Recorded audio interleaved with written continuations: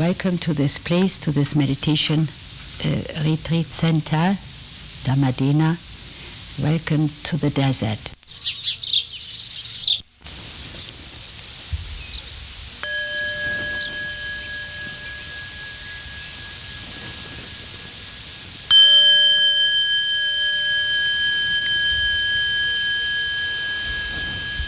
Let's take a moment and acknowledge our environment. Perhaps turn into the circle.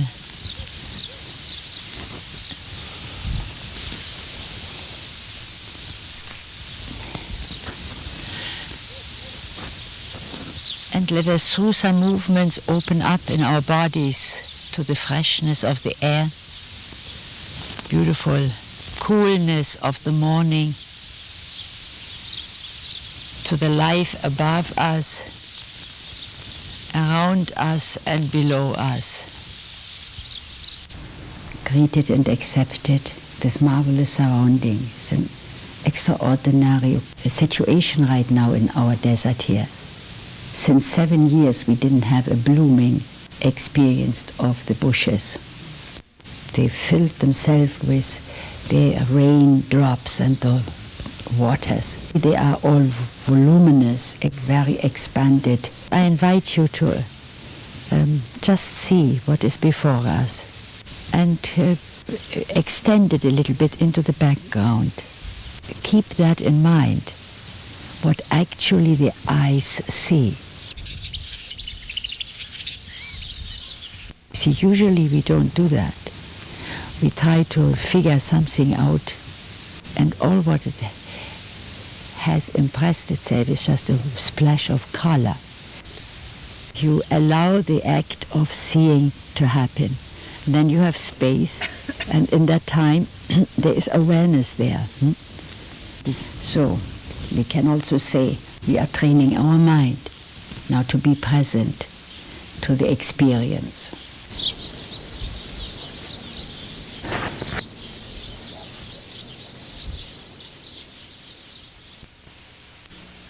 I enjoy it most at those moments where I realize I don't teach. I share. And when I really feel it expresses itself, you know. I see it somehow as I teach. I see it arising here and forming itself. And that what I say is the expression of a certain illumination of vision, of the connectedness, of the law of nature. It is beautiful and it is doing good for others, and all of from that motivation. And I'm compassionate and I'm loving and I see the suffering, which is also very wonderful. Then it flourishes, then my whole body kind of expands and is lucid. And in that energy, so to speak, is mind there too, and it sees itself. And then I teach. Then I love it. You just bloom out of it. And the you is, I don't want to claim any, but that is teaching.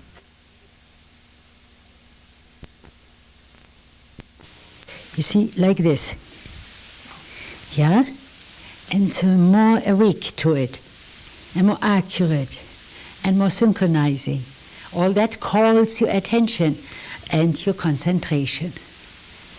And then pay attention, when you have this rhythm, pay attention to the kind of synchronizing of the whole body. You feel it in harmony with the other. Not just by your sight, but by these movements or these so-called experiments with movement. They are twofold in their effect. They can be supporting our traditional sitting and quiet walking, and they can also be the expression of that calmness which we cultivate and support also with these experiments. They can be the direct expression of our mindfulness, and there comes so the touch of the real joy, and we cultivate at the same time joy, the third factor of enlightenment. When I went to the training to Burma, I had some practice in sensory awareness with Charlotte Selver. Yeah, with Charlotte Selver, and so I was a little accustomed in noticing bodily sensations. Also, I was kind of rooted in myself, yeah, from the beginning. So this practice addressed me very deeply. I went to it like the duck to water. I could deal with my emotions, for example, very easily. Anytime they came up, I was kind of relating to my standing and so to speak, connecting, giving my mind the body sensations as something to attend to, rather than trying to clarify my depression or my jealousy. Yeah, in that I attained great spaciousness, and it healed in that. I didn't know I was already doing Vipassana at that time. So as I sit now and watch everyone sitting and trying hard to concentrate, to bringing back the mind from its kind of fantasies and dream states and desire states and so on. And there was a great deal of effort and with very little result. Some felt tremendously pressured and created more pressure by their own demand to now perform a good meditation. Well, I had to go into more action, where I saw some screamings here, I heard some screamings here, some jumping here, some quivering here. So I had to act now. So my initial, I knew if you move, you feel the sensations more strongly. So I said, bend down, stretch your arm, wave it, tap yourself, tap the other back. And I developed more and more, as I went along, a kind of skill in that too. I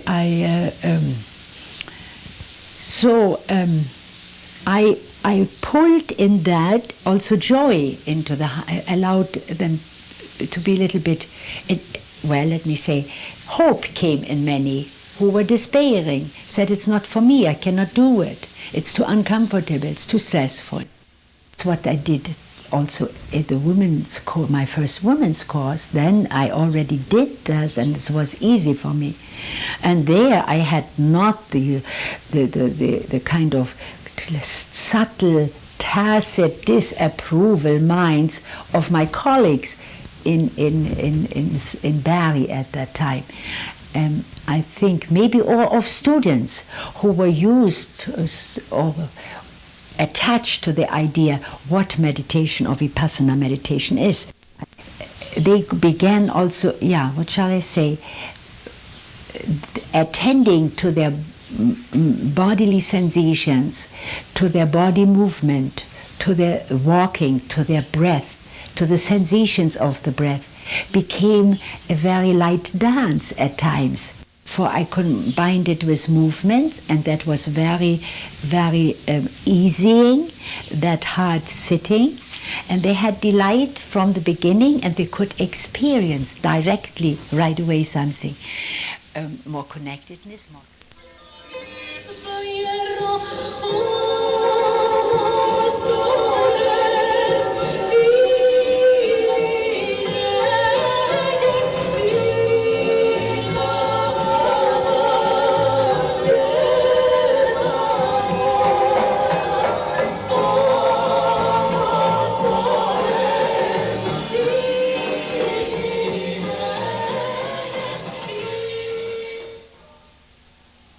There comes joy through, and kind of more freedom.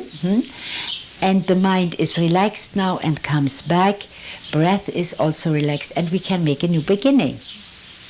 And it is no hanky-panky, as I had to sometimes hear. They attain a skill here, how to come to to recollect myself, to my awareness, to receive that what I do in awareness whilst I am washing the dishes, whilst I am sweeping the floor, whilst I am interacting with someone else. So it goes through totally in accordance with what my teacher calls for. He says this meditation is not just for the monks and for those who want to dedicate themselves exclusively somewhere in solitude to this practice, but it is for the householder. It is on one level a challenge now to see how we can bring our serenity, our skillfulness of being mindful to what we are doing into the activities of the world. And going to the bath is here the most appropriate activity for us to experience something like that.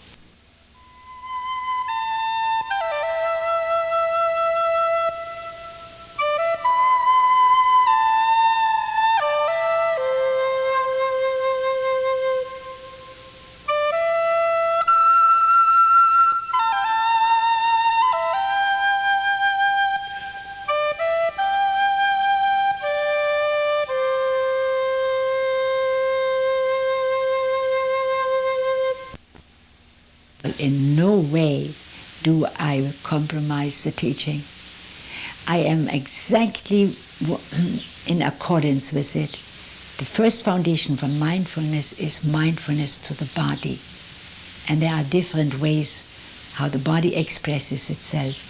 And the body is an endless field. Unexhaustible are the dharmas here. That awareness is then like a kind of a beautiful fresh air in you and around you. And you realize at all times, or more and more, what is happening in consciousness.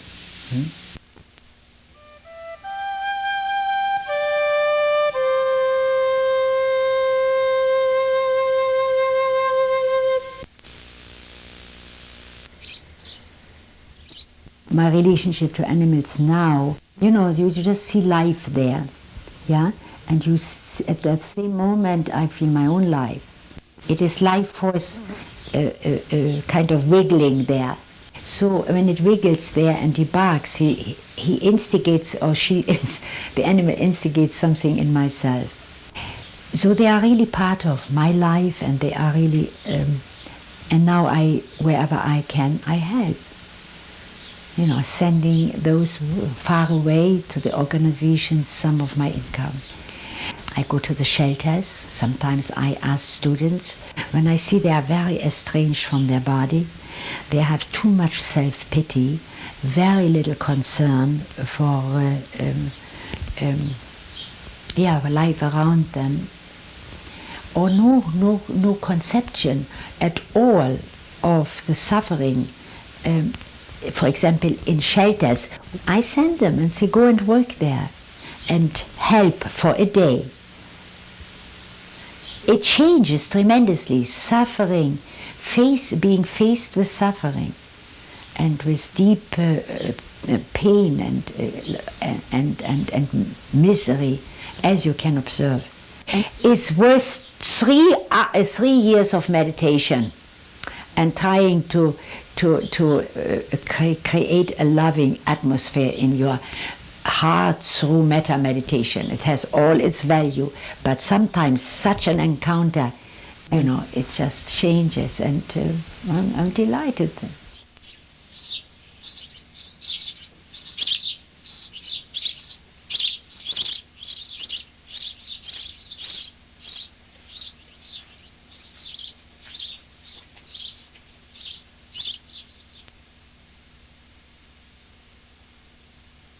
I visited again my teacher, Seyedji Yubakin. He spoke perfectly English and was educated in England. And later on, he also openly said and documented that he had only one great ambition, to transmit the Dharma to the West. And it came that with him, there was a little kind of maybe a little expression in him, maybe you should share your Dharma. And then I remember that I said, I will never, he said, don't worry, you are natural, you are a natural.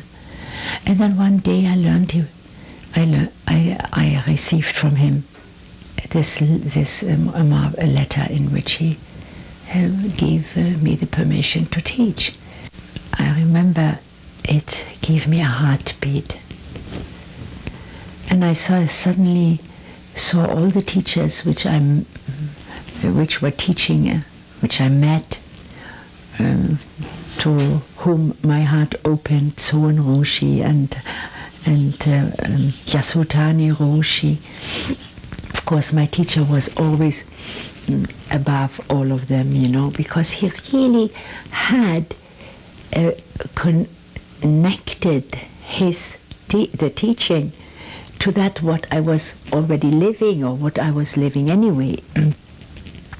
So, and I could relate. I mean, he opened. He had the key for my deepest recesses of the heart. This is my real love and care for you. To develop this this space, this mindfulness, that it becomes our second nature. The usual boredom which comes in when it is nothing happening, the fogginess, the the compulsion of the mind to think, well, you are safe from all of that when you are sitting in your own bliss. I never use that word, but in your own beauty. You're safe.